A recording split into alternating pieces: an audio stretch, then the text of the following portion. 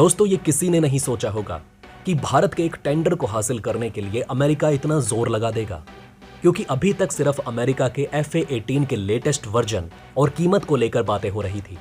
लेकिन अब जो अमेरिकी सरकार कदम उठाने जा रही है उसे देखकर तो यही लग रहा है कि अमेरिका न सिर्फ भारतीय नौसेना के 57 जेट का नेवल कॉन्ट्रैक्ट हासिल करने की फिराक में है, बल्कि एयरफोर्स के 114 लड़ाकू विमानों के MMRC टेंडर को भी अपने नाम करना चाहता है। ऐसा दोस्तों हम इसलिए कह रहे हैं क्योंकि हाल ही में पेंटागन ने एक बिल पास किया। दरअसल दोस्तों, फ्रांस का राफेल कैरियर बेस्ड डैक परीक्षणों में अमेरिका के FA-18 को कांटे की टक्कर दे रहा है। इसके साथ ही फ्रांसीसी सरकार ने भारत को राफेल के साथ ऐसे ऑफर दिए जिसने अमेरिका की टेंशन को और भी बढ़ा दिया।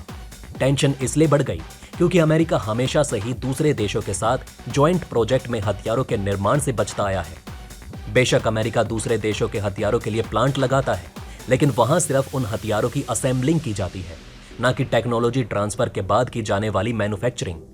यही कारण है कि कई सालों से जापान में F-35 की असेंबलिंग तो हो रही है, लेकिन अब तक जापान को F-35 की मैन्युफैक्चरिंग का लाइसेंस नहीं मिला। लेकिन दोस्तों, भारत के साथ ऐसा नहीं है। भारत ने पहले ही साफ कर दिया है कि जो देश अपने हथियारों की मैन्युफैक्चरिंग हमारे देश की जमीन पर करेगा, हम उसी देश के हथियारों को खरीदेंगे। लेकिन दोस्तों, अमेरिका इतनी आसानी से अपनी टेक्नोलॉजी को भारत के साथ शेयर नहीं करेगा। इसलिए अमेरिका ने भारत को लुभाने के लिए एक नया ऑफर तैयार कर रखा है। इस ऑफर के तहत पेंटागन के पास नेशनल डिफेंस ऑथराइज एक्ट यानी कि NDAA की तरफ से एक बिल पास किया गया।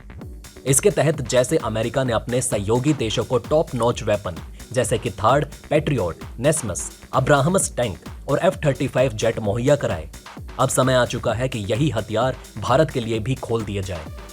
दोस्तों, इतना ही नहीं, बल्कि अमेरिकी रक्षा विभाग के आम कमेटी ने यह तक कह दिया कि चीन के खिलाफ मोर्चे में भारत की ताकत को और ज्यादा बढ़ाने के लिए भारत को FA-18 के साथ F-35 भी मुहैया कराए जाने चाहिए, ताकि भारत चीन पर भारी पड़ सके।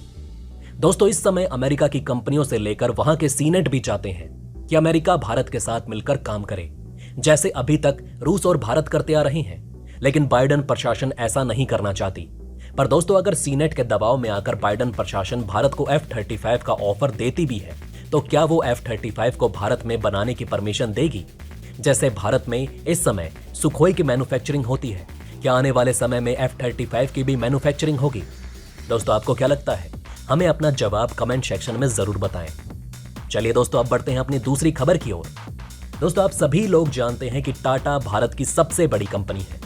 टाटा ही देश में सबसे ज्यादा लोगों को रोजगार भी देती है, और अगर देश कभी संकट में फंसता है या देश पर आपदा आती है, तो टाटा वो कंपनी है जो सबसे पहले मदद का हाथ बढ़ाती है और देश को हर संभव मदद मुहैया कराती है। इतना ही नहीं दोस्तों, टाटा ने दुनिया भर में अपना परचम लहराया है, खासकर यूरोप में।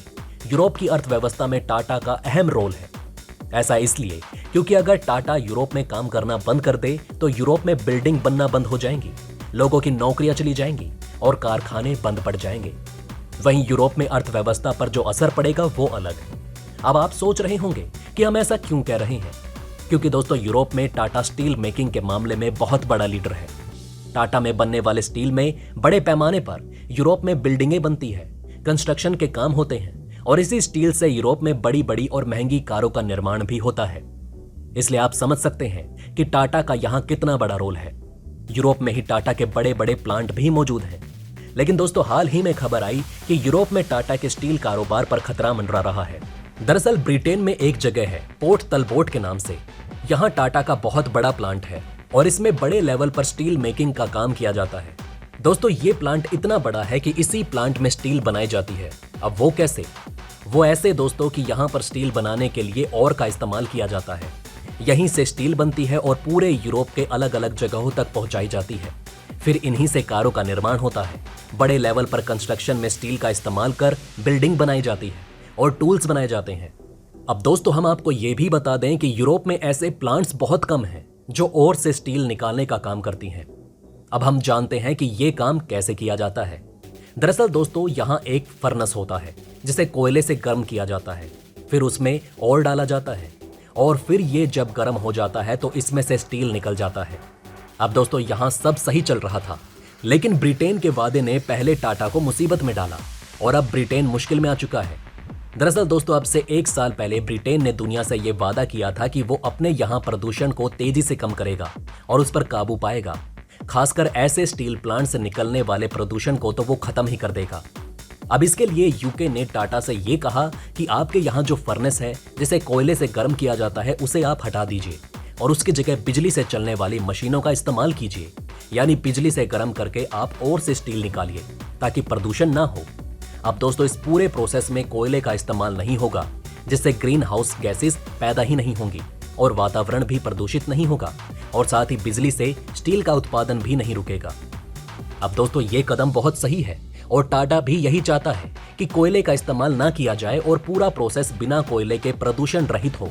लेकिन दोस्तों, ब्रिटिश सरकार इस पूरे प्रोसेस को 1 साल के अंदर बदलने के लिए कह रही है, जो कि किसी भी प्राइवेट फर्म के लिए संभव नहीं, क्योंकि अगर टाटा ऐसा करता है तो उसे तकरीबन 3 अरब पाउंड खर्च करने होंगे, यानी कि लगभग 30,000 करोड़ रुपए।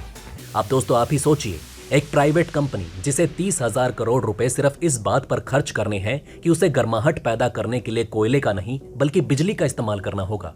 ऐसे में उस कंपनी में काम करने वाले 8,000 लोग भी हैं जिन्हें सैलरी भी देनी है, फिर ट्रांसपोर्टेशन का खर्चा भी है, और ऐसे कई खर्चे हैं जो एक कंपनी को उठाने पड़ते हैं। ऐसे में अगर टाटा इस काम को करता भी है तो उसका भट्टा बैठ जाएगा।